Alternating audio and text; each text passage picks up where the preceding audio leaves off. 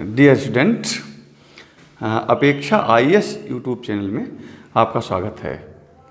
मेरा नाम एनपी शुक्ला है और मैं विगत 18 वर्षों से सिविल सेवा परीक्षा के लिए यूजीसी द्वारा संचालित नेट तथा जेआरएफ परीक्षा के लिए तथा टीजीटी पीजीटी परीक्षा के लिए प्रतियोगी छात्रों का मार्गदर्शन करता रहा हूँ।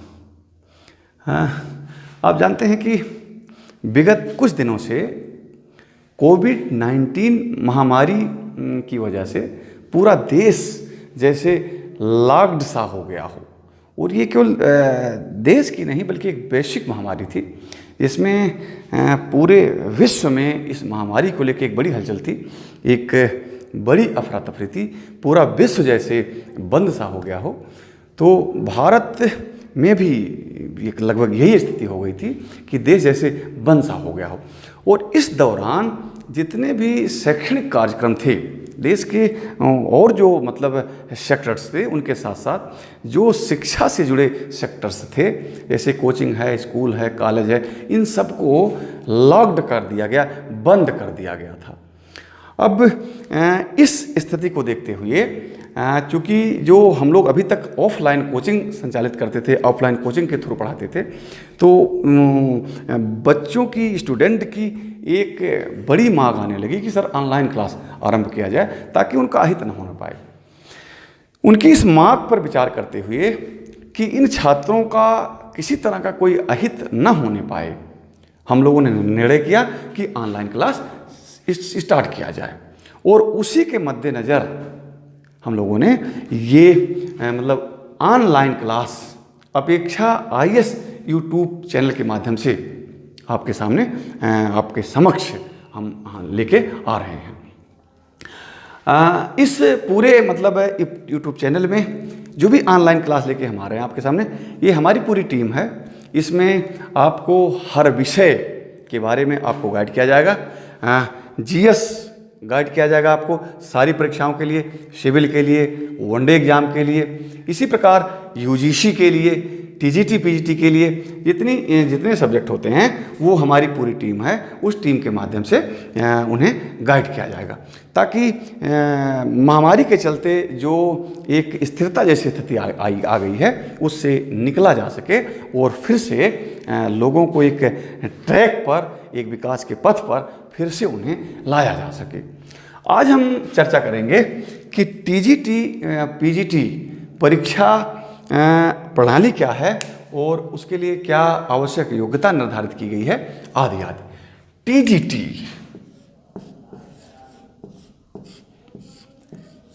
टीजीटी का मतलब होता है trained graduate teacher. Trained graduate teacher Hindi में से कहा जाता है प्रशिक्षित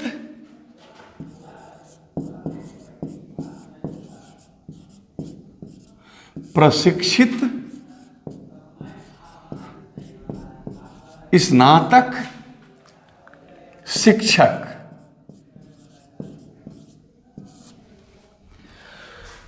अब ये प्रशिक्षित स्नातक शिक्षक जो होते हैं या ट्रेंड ग्रेजुएट टीचर जो होते हैं, टीजीटी के माध्यम से जिनकी नियुक्ति होती है, इनका अपॉइंटमेंट कहाँ होता है, इनकी नियुक्ति कहाँ होती है? तो ट्रेंड ग्रेजुएट टीचर की नियुक्ति राज्य सरकार द्वारा संचालित जो अनुदानित विद्यालय हैं उनमें इनकी नियुक्ति होती है। और इस परीक्षा को संचालित करने की जिम्मेदारी माध्यमिक शिक्षा चयन बोर्ड को सौंपी गई है। माध्यमिक शिक्षा चयन बोर्ड इस परीक्षा के बारे में नीति तय करता है कि परीक्षा की प्रणाली क्या होगी, एग्जाम कैसे कराए जाएंगे, कितने सवाल पूछे जाएंगे, एक सवाल की वैल्यू क्या होगी, ठीक है, पूरी परीक्षा कितने नंबर की होगी, किस किस प्रकार के वेटेज उसमें दिए जाएंगे, ये सब कुछ निर्धारित या तय करने की शक्ति जो होती है वो माध्यमिक शिक्षा सेवा चयन बोर्ड में निहित होती है। टीजीटी परीक्षा के लिए जो तमाम ग्रुप बनाए गए हैं, वर्ग बनाए गए हैं, उसमें कौन कौन से वर्ग आते हैं, किन किन वर्ग से टीजीटी की परीक्षा दी जा सकती है, उस पर हम डिस्कस करना चाहते हैं। जैसे इसमें पहला वर्ग होता है जिसे विज्ञान वर्ग कहा जाता है, विज्ञान वर्ग, साइंस ग्रुप। दूसरा जो वर्ग होता है उसे गणित वर्ग कहा जाता है, गणित वर्ग कहा जाता है। तीसरा जो वर्ग होता है उसे साहित्य वर्ग कहा जाता है। चौथा जो वर्ग इसमें है उसे कला वर्ग कहा जाता है। और पांचवा वर्ग जो है उसे सामाजिक विज्ञान वर्ग, सामाजिक विज्ञान वर्ग। अब विज्ञान वर्ग से अगर किसी व्यक्ति को टीजीटी की परीक्षा देनी है तो उसके लिए क्या आवश्यक योग्यता निर्धारित की गई है, या गणित वर्ग से देनी है, साहित्य वर्ग से देनी है, या कला वर्ग, सामाजिक विज्ञान वर्ग। इनमें से अगर किसी वर्ग से टीजीटी की परीक्षा देनी है तो उसके लिए क्या योग्यता निर्धारित की गई है, क्या शर्त व कंडीशन इसमें निर्धारित की गई है। तो अगर कोई व्यक्ति साइंस ग्रुप से विज्ञान वर्ग से टीजीटी की परीक्षा में शामिल होना चाहता है तो उसके लिए ये योग्यता है तय की गई है कि वो व्यक्ति जो ग्रेजुएशन में, मतलब जो स्नातक स्तर पर भौतिक विज्ञान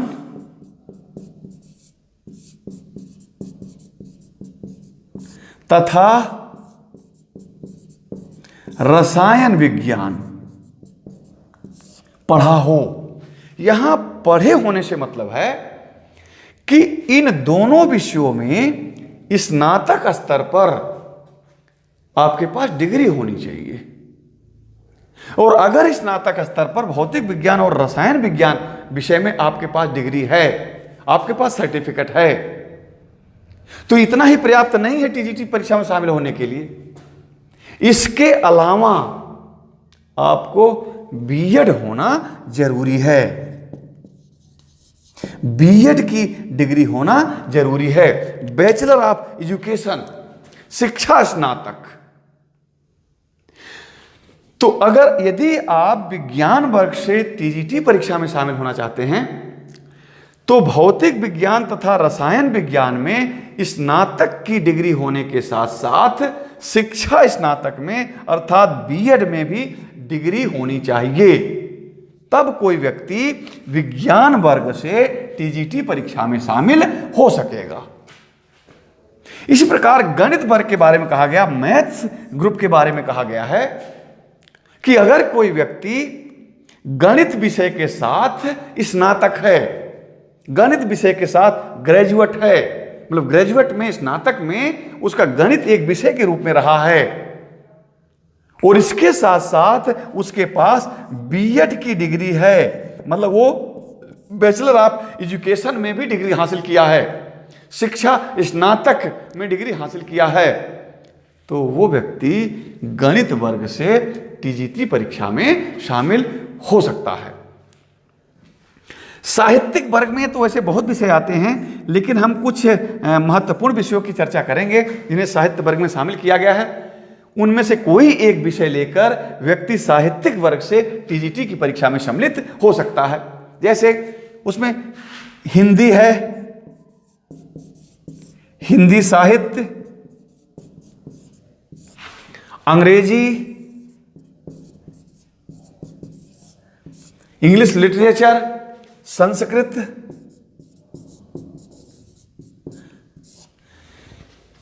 इनमें से कोई एक विषय अगर आपके स्नातक में बतौर विषय के रूप में शामिल है तो आप साहित्यिक वर्ग से टीजीटी की परीक्षा में शामिल हो सकेंगे। यह कंडीशन है कि अगर आप हिंदी विषय के साथ, हिंदी साहित्य के साथ या हिंदी साहित्य से साहित्यिक वर्ग के तहत आप टीजीटी की परीक्षा देना चाहते हैं तो हिंदी विषय के साथ साहित्यिक वर्ग में आपको तभी शामिल किया जाएगा जब इस हिंदी के साथ संस्कृत भी एक विषय के रूप में स्नातक स्तर पर आपने पढ़ा हो। कहने का मतलब है कि अगर साहित्यिक वर्ग से आप हिंदी साहित्य के माध्यम से टीजीटी की परीक्षा देना चाहते हैं तो हिंदी से साहित्य वर्ग में आपको तभी शामिल किया जाएगा टीजीटी की परीक्षा में जब हिंदी साहित्य के साथ साथ संस्कृत भी आप स्नातक स्तर पर एक विषय के रूप में पढ़े हों, मतलब एक विषय के रूप में आपके पास संस्कृत की भी डिग्री हो, ग्रेजुएशन स्तर पर, स्नातक स्तर पर। ये कॉम्बिनेशन है कि हिंदी से अगर कोई व्यक्ति टीजीटी की परीक्षा में शामिल होना चाह रहा है तो ये जरूरी है कि हिंदी साहित्य के साथ साथ संस्कृत साहित्य में भी स्नातक स्तर पर उसके बाद डिग्री होनी चाहिए। और इसके साथ साथ वो क्या हो, बीएड सबके लिए कंपलसरी है, बीएड की डिग्री आपके पास हो तो वो व्यक्ति हिंदी साहित्य से साहित्य वर्ग के तहत टीजीटी की परीक्षा में शामिल हो सकता है और अनुदानित महाविद्यालय में हिंदी शिक्षक के रूप में उसकी नियुक्ति हो सकती है। इसी प्रकार अंग्रेजी के बारे में, इंग्लिश के बारे में कहा गया कि अगर कोई व्यक्ति स्नातक स्तर पर, ग्रेजुएट स्तर पर अंग्रेजी विषय को पढ़ा हो, अंग्रेजी विषय में उसके पास डिग्री हो और वो व्यक्ति बीएड किया हो, बैचलर ऑफ एजुकेशन की उसके पास डिग्री हो, तो वो व्यक्ति साहित्य वर्ग के तहत अंग्रेजी विषय से टीजीटी की परीक्षा में शामिल हो सकेगा, टीजीटी की परीक्षा दे सकेगा और प्रदेश के जो अनुदानित विद्यालय हैं उनमें अंग्रेजी शिक्षक के रूप में उसकी नियुक्ति की जा सकेगी। इसी प्रकार संस्कृत, ये भी कहा गया, ये भी एक साहित्यिक वर्ग का विषय है। अगर स्नातक में आपका संस्कृत है और उसके साथ साथ आपके पास बीएड की डिग्री है तो संस्कृत विषय के साथ आप साहित्यिक वर्ग के तहत टीजीटी की परीक्षा में शामिल होंगे और इस प्रकार परीक्षा पास करने के उपरांत आप प्रदेश के अनुदानित विद्यालयों में संस्कृत शिक्षक के रूप में आप नियुक्ति पा सकेंगे। तो ये साहित्य वर्ग के अंतर्गत कौन विषय आते हैं। इसी प्रकार जो अगला वर्ग है जिसे कला वर्ग कहा जाता है, इसकी स्थिति थोड़ा सा भिन्न है। इसकी योग्यता जो है वो थोड़ा सा अलग निर्धारित की गई है। कला वर्ग में उन व्यक्तियों को शामिल किया जाता है टीजीटी की परीक्षा में शामिल होने के लिए जिन्होंने इंटर में प्राविधिक कला एक विषय के रूप में लिया हो, इंटरमीडिएट में प्राविधिक कला एक विषय के रूप में लिया हो। यूं कह लीजिए कि कला वर्ग से टीजीटी परीक्षा में वही अभ्यर्थी शामिल हो सकते हैं जिनके पास इंटर में प्राविधिक कला की डिग्री होती है और ऐसे लोग प्रदेश के अनुदानित विद्यालयों में कला या प्राविधिक कला के शिक्षक के रूप में नियुक्ति पाते हैं। अगला वर्ग जो है जिसे सामाजिक विज्ञान वर्ग कहा गया है, इस पर हम थोड़ा सा विस्तृत चर्चा करेंगे क्योंकि ये सबसे बड़ा वर्ग है और सबसे ज्यादा अभ्यर्थी इसी वर्ग से टीजीटी की परीक्षा में शामिल होते हैं। तो इस वर्ग के बारे में चर्चा करने से पहले जरा हम लोग ये जान लें कि सामाजिक विज्ञान वर्ग में कौन कौन से विषय शामिल होते हैं और उन्हें सामाजिक विज्ञान वर्ग, सामाजिक विज्ञान क्यों कहा जाता है। आप जानते हैं कि मानविकी विषय में बहुत सारे विषय होते हैं। उन बहुत सारे विषयों में 4 विषय जिन्हें सामाजिक विज्ञान कहा जाता है। सामाजिक विज्ञान,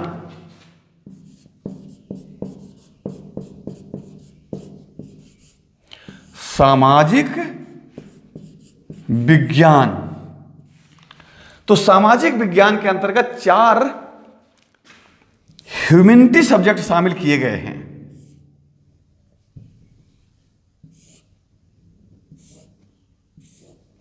कौन कौन? राजनीति विज्ञान,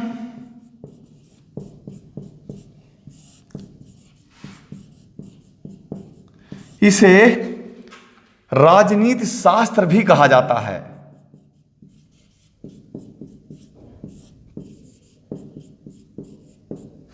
अंग्रेजी में इसे पॉलिटिकल साइंस कहते हैं।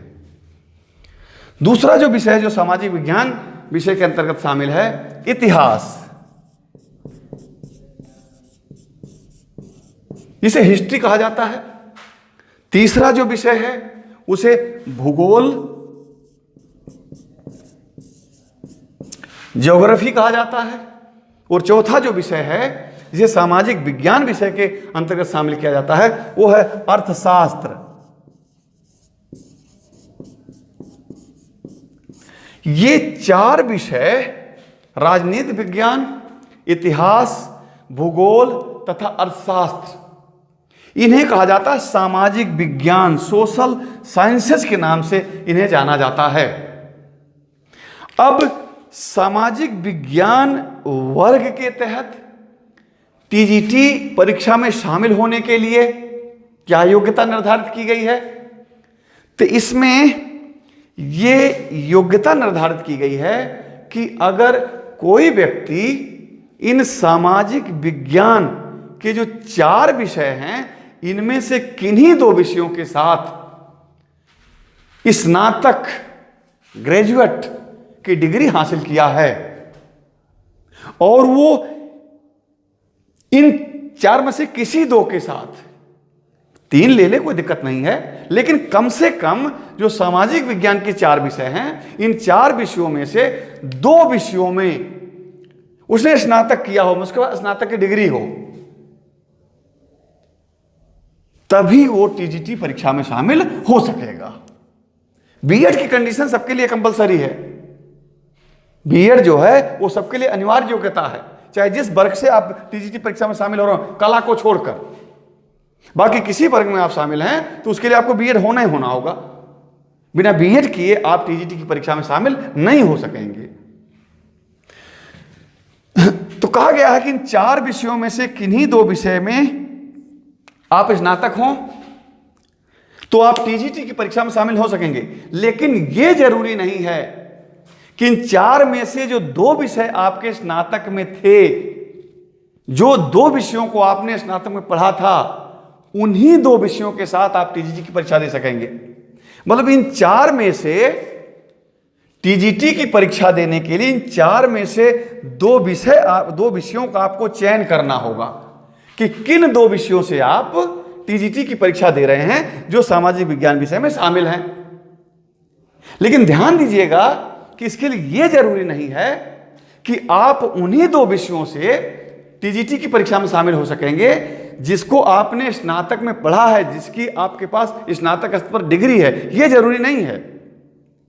जरूरी केवल इतना है कि इनमें से दो विषय आपके स्नातक में रहे हों, उसके बाद टीजीटी आपने बीएड अगर किया है तो टीजीटी परीक्षा में सामाजिक विज्ञान वर्ग के तहत शामिल होने के लिए इन चार विषयों में से कोई दो विषय आप ले सकते हैं। किसी भी दो विषय से आप टीजीटी की परीक्षा दे सकते हैं।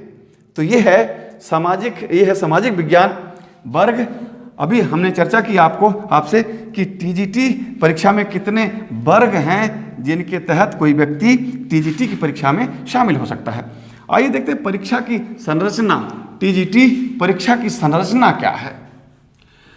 अभी हाल में माध्यमिक शिक्षा सेवा चयन बोर्ड के द्वारा इस परीक्षा में उत्तर प्रदेश सरकार की नीतियों को फॉलो करते हुए उसमें कुछ व्यापक और मूलभूत परिवर्तन किया है।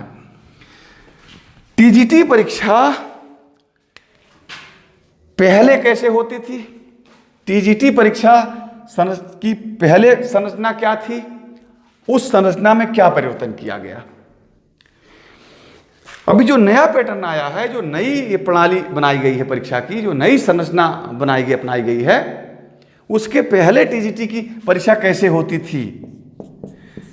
तो मैंने बताया वो जो विषय तमाम हैं, उन विषयों में से जो वर्ग तमाम हैं, उन वर्गों में से किसी वर्ग में शामिल जो विषय होते हैं, उन विषय को आप लेके उस वर्ग से आप टीजीटी की परीक्षा दे सकते हैं। जैसे मान लीजिए कि आप सामाजिक विज्ञान विषय से टीजीटी की परीक्षा देना चाहते हैं, तो जाहिर सी बात है कि सामाजिक विज्ञान विषय में आपने देखा कि 4 विषय है, उन 4 विषयों में से 2 विषय लेके आपको इस परीक्षा में शामिल होना होता है। तो उन दोनों विषयों को मिला के टीजीटी की परीक्षा में 125 सवाल पहले पूछा जाता था। पहले की बात बता रहे हैं, अभी हम उसकी अभी क्या वर्तमान व्यवस्था है उसकी चर्चा हम करते हैं ताकि तुलनात्मक अध्ययन हम कर सकें। इसका 125 सवाल होते थे और यह 125 सवाल कितने के होते थे? 425 नंबर की। मतलब जो रिटन परीक्षा होती थी वो 425 नंबर की होती थी। ये क्वेश्चन नंबर है,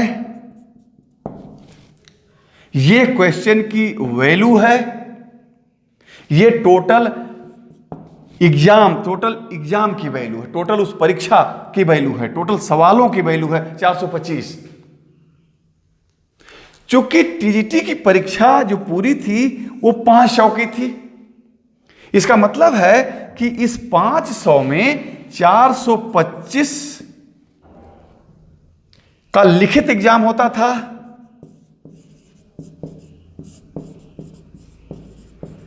लिखित परीक्षा होती थी,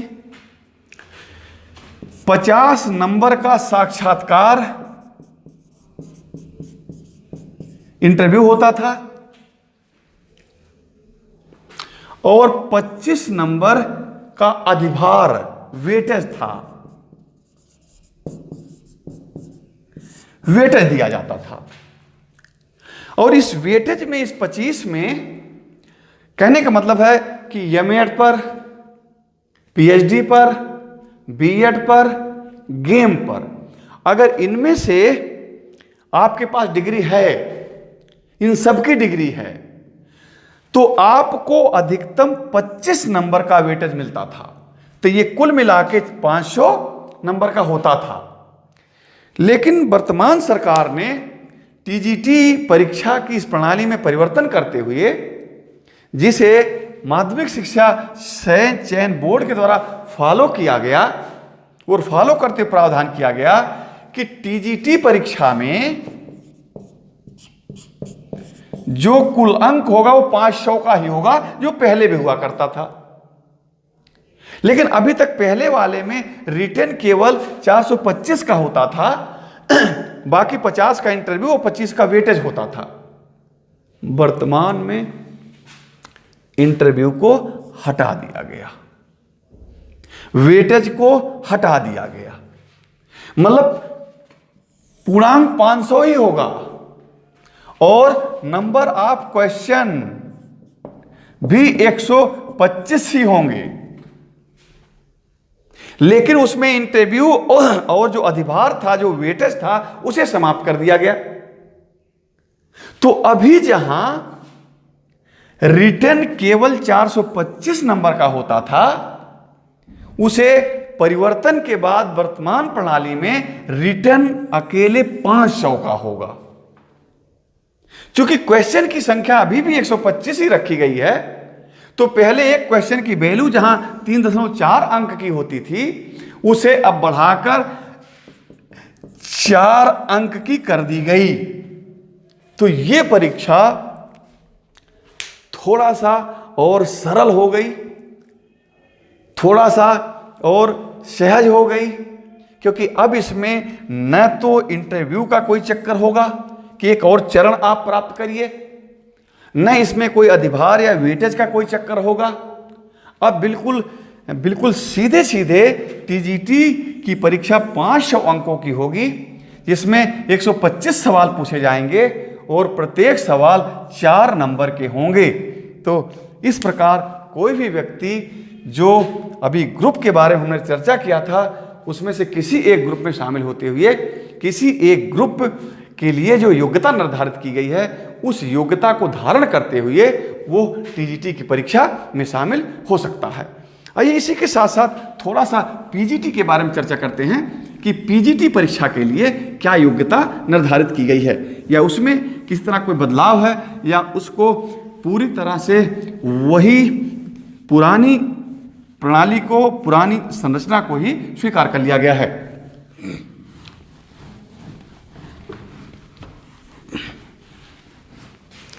PGT,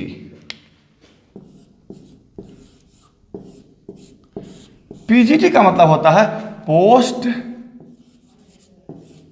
graduation, post graduate teacher, post graduate teacher.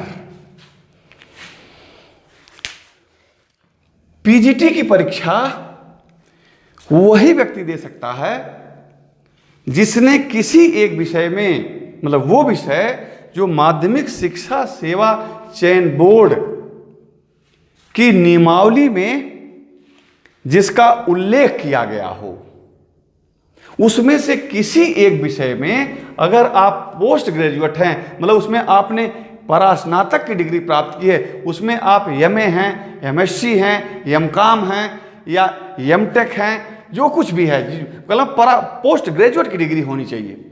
अगर उसमें से किसी एक विषय में आप पोस्ट ग्रेजुएट हैं तो आप पीजीटी की परीक्षा में शामिल होने की योग्यता रखते हैं, आप पीजीटी की परीक्षा में शामिल हो सकेंगे।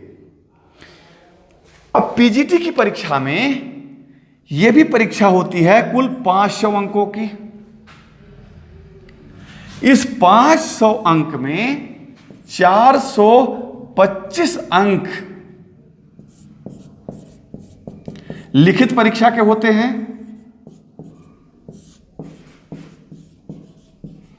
रिटन एग्जाम के। पहले भी था, अभी भी यही बनाया गया है। और ये 425 अंक के लिए परीक्षा में कितने सवाल पूछे जाएंगे? 125 क्वेश्चन होंगे।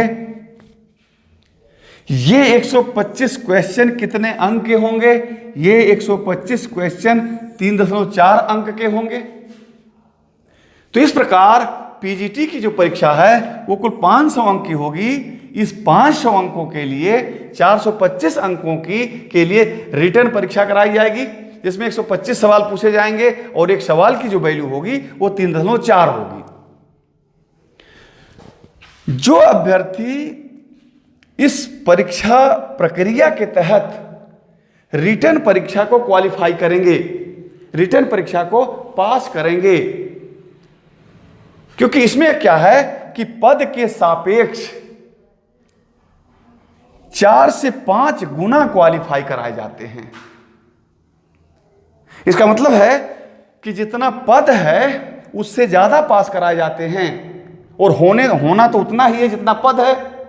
तो इसके लिए एक और चरण है जिसे कहा गया है साक्षात्कार चरण।